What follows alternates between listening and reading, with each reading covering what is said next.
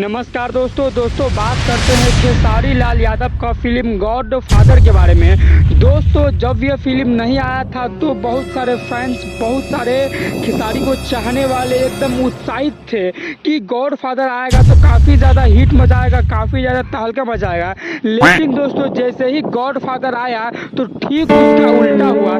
यानी कि दोस्तों यह फिल्म कैसे हॉल में लगा और कैसे हॉल में से हट गया किसी को पता भी नहीं चला, क्योंकि दोस्तों गॉड फादर ज़्यादा दिन तक हॉल में टिकवे नहीं किया।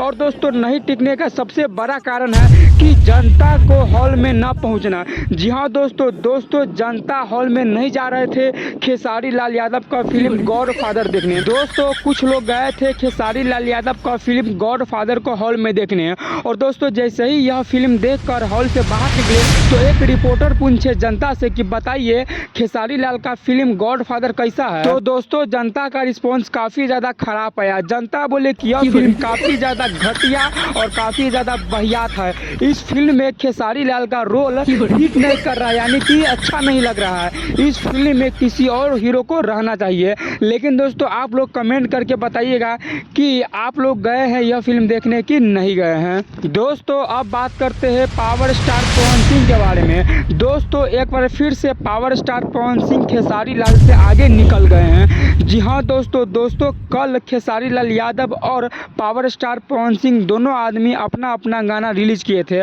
और दोस्तों 24 घंटा के अंदर ही पता चल गया कि कौन है किससे आगे।